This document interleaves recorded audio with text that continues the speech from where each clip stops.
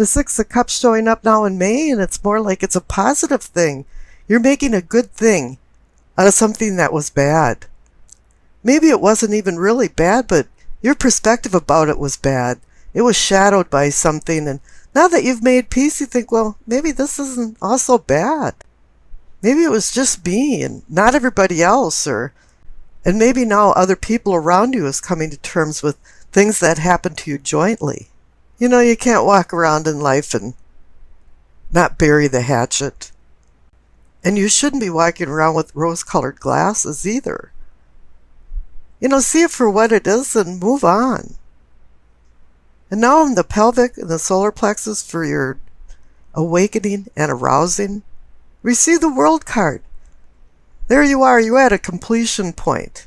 You've gone through the gauntlet of all of the ups and downs of the major arcana cards to come to an end point. You're at the end of a cycle. You've earned, you've learned, and you've changed.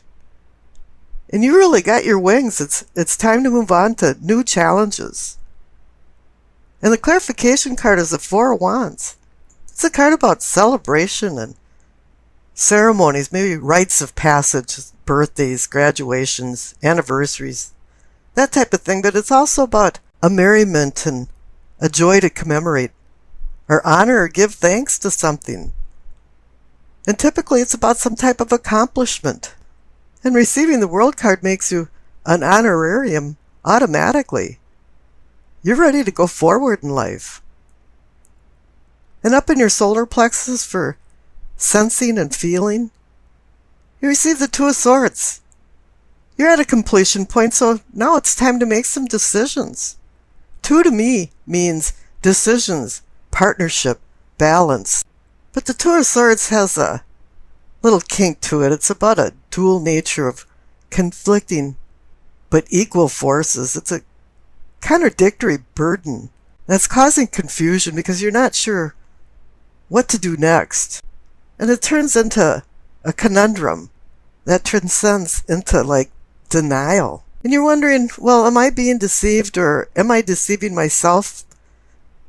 And if I don't make a decision, that's a decision in itself. But it's not that dire in this instance because the clarification card is the Three of Cups, another celebration card. But the Three of Cups indicates a celebration with many people.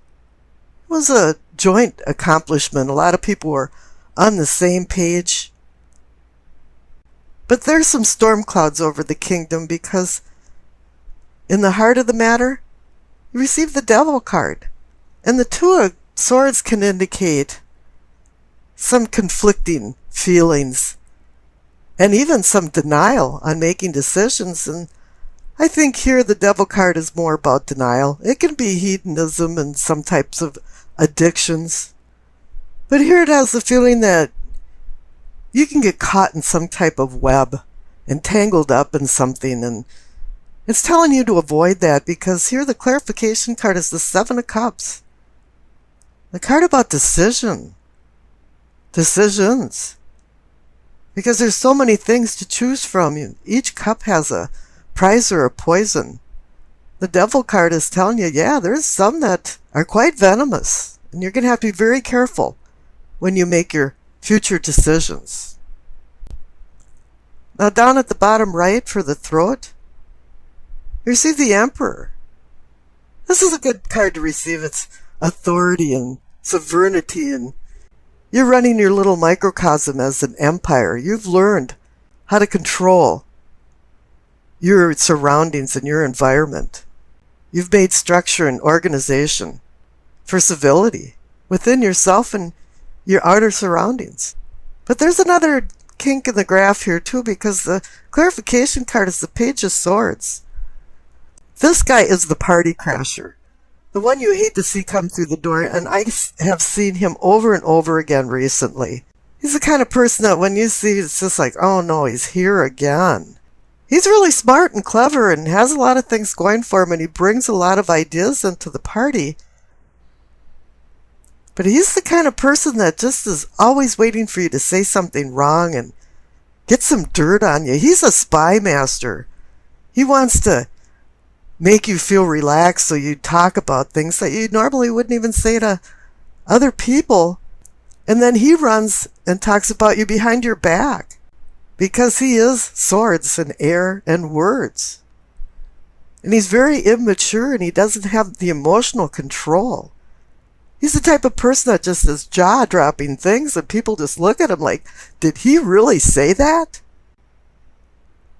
Now up in your third eye for enlightenment and seeing, you see the Queen of Pentacles. This is good. You're having some really mature feelings with the Emperor and the Queen of Pentacles there. She's about pragmatism. She's a pragmatist. She's got her feet on the ground and a grip on reality. Sometimes we kind of wander off in our ideas about things. But no, she brings you back down to earth. She wants you to think straight and make good decisions. And the clarification card is the Five of Wands. I think there's been some inner struggles because right now you're at the point of making some decisions. You have the Two of Swords and the Seven of Cups urging you to make some. And if you don't make a decision, that's a decision too. But then again, there's some outer conflicts going on. Like if I make this decision, this won't benefit this person. I think you're trying to make the decisions for a win-win situation for everybody, and sometimes one size doesn't fit all. Now up above in the crown for your knowing and understanding, you see the Queen of Cups. I don't know, this is probably the third or fourth time for a Scorpio reading that the Queen of Cups shows up because she's personifying you. You're in Scorpio land now. All of a sudden you have this man or woman that's either you or in your life that's supporting you. And I mean really supporting you. Somebody's standing behind you, or else now you're standing behind your own beliefs. And you're feeling good about it. You're feeling good about your past with the Nine of Cups and the Six of Cups. You're feeling good about your spiritual self and spiritual person and awareness. Even the Two of Swords has the Three of Cups celebrating, saying, yeah, you can make the right decisions. And on your unconscious side, you have some extremely strong court cards.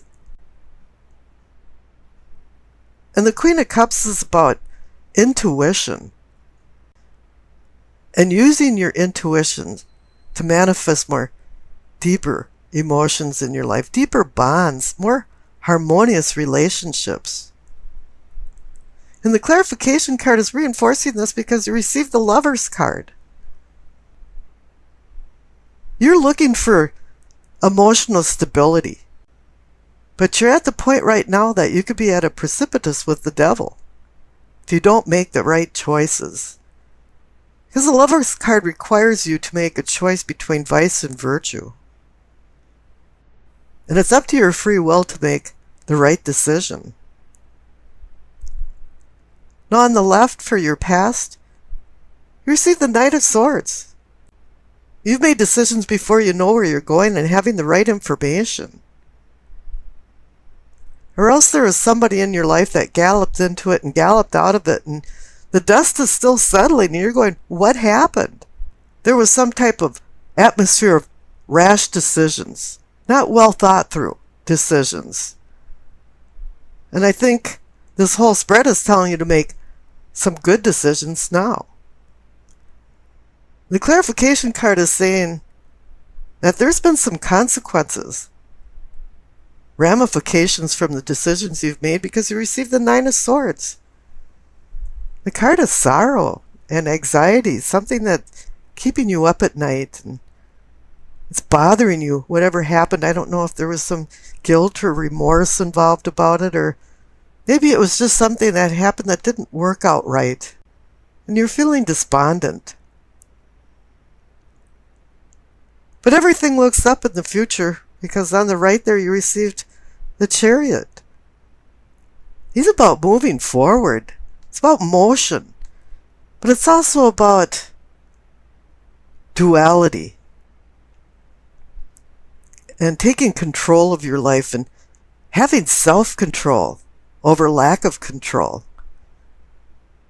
Because the Chariot's all about discipline and strength of willpower. The Hanson Roberts card's got it right. They put a yin and yang symbol on the front of his chariot. Because this is about you either being a Dr. Jekyll or a Mr. Hyde. And you're supposed to be the good guy when you're making decisions. And the clarification card is the Sun. It's saying, yeah, a new day is dawning for you. And you received the World card too, so a new day is dawning. You're popping out of a cycle and you're going into new things. The Sun card is like a purification. All of a sudden there's like a misty fog that's dissipating and you're starting to understand things more, and this is playing off the Chariot card for you to move forward successfully. You know, this is about the connection of the unconscious versus the conscious, physical versus the spiritual, vice versus virtue, choices versus unplanned, divine versus earthly. This is all about duality. Two things are going on here. There's two people and a union that, you know, in all respects are supposed to go into a oneness, a unity. Now, whether this happens or not is really up to you and the other person. There has to be more harmonious bonds in your relationship. Deeper emotional feelings have to be manifested in order for you to go to the next level together. So in essence, everybody has to be on the same sheet of music. Well, that's in the perfect world anyway. But in the real world, it just doesn't happen that way, and we make bad choices because this card is all about decisions and choices. The devil does not make us do anything. It's our own free will that's making these decisions. So never underestimate the value of choice over impulse. And the Judgment card next to it is just a neon sign reminder that, yeah, there is consequences to the decisions that we make, or the decisions that other people make that affect our life. Now, we might be judging other people, or they might be judging us, but it really comes down to forgiveness and what we have to forgive in ourselves or within other people for us to go on to our higher self. This card is about a spiritual cleansing for renewal, rebirth, a resurrection. You know, and it swirls around with the mix of karma. You know, what have you done in your past? Because it definitely is connected to your present and future. You know, this can be the beginning of the end or the end of a beginning.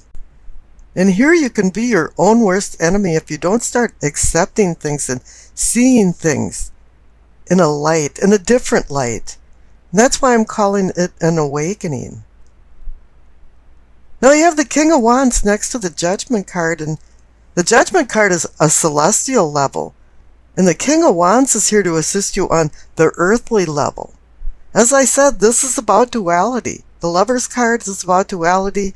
You have Judgment, celestial, King of Wands, earthly. And everybody's giving you assistance here. You have an angel, even in the Lover's card, overseeing it. Now the King of Wands is here to help you through challenging times. It's for assistance and endurance through challenges. It's one of those things that when you learn along the way, it makes you stronger. But he's a traditionalist and a visionary at the same time and has foresight, meaning his insight into future problems can also help you move along to your higher self. He wants you to be the kind of problem solver of thinking out of the box and having a discernment and good judgment, as the Judgment card is even saying. Whatever goals that you have now, the King of Wands is going to give you the ambition and the determination and the inner strength to make these all possible. One thing that this king does, though, is he wants to mold the world around his beliefs and his feelings, and you have to be careful of that too. But this king can be the harbinger of spiritual transformation. And I think you have to go with the flow with him, so that everything melds together between the earthly and the celestial. Because it's saying here that it's targeting relationships and your emotions, and you need balance there. Now, I rolled the astrology dice, and you received Sagittarius, Venus in the 5th house. Now, Venus in the 5th house has you worried about your appearance. What will I wear to this party? How does my hair look? Does these pants make me look fat? But it really depends on who you're trying to please. Is it yourself or just other people? If it's yourself, it's okay. And it should be other people secondarily. Because if you go overboard for what other people think, this is going to make you unhappy and dissatisfied. You have to make sure that your own personal expression isn't being squashed into the will to please other people. Now, this week, the arts and socializing and entertainment are going to be high on the list of must-dos, but this week, you want to mingle romance into the picture and even invite children along for some of the fun. Now, here with the presence of the Lover's card, it kicks up the love, romance, excitement and octave, and you're looking at everything as more of an adventure. Sagittarius and Venus brings the demonstrative side of you out to play. And you're usually a cunning and secretive person, but this week you're going to expose some of your inner feelings. It might be uncomfortable, but you're going to do it. But you can't be an idealist and sway any of the discussions into really explosive subjects like politics and religion. Not everyone feels the same as you do for ideas and goals. And this is a week for you to be really diplomatic and compromise to maintain harmony. You may not reach your nirvana this week, but it's going to be a lot of fun and you'll learn a lot along the way. The King of Wands will assist you here and remind you to take a look at things more objectively and more philosophically. The Judgment cards wants you to hang on to your moral values and put events into perspective before you make decisions with the Lover's card. Putting fun first may get you into a cosmic trouble, forcing the Judgment card to make a ruling, to regret and eventually repent for forgiveness. The presence of the Lover's card brings about honesty and open feelings, as I said you would be expressing. But raw candor can offend some people, and you're going to have to be very careful with what you say and speak gentle words. If you don't have anything good to say, just say nothing. Learning new things is high on your list this week, and you discover a heightened appeal of foreign destinations. And these will tantalize you with the idea of maybe going on a vacation in the near future. Whatever your newfound interests are this week, you want to step out of the status quo for an adventure, a few laughs and some fun. And I wish you acceptance, peace, and happiness.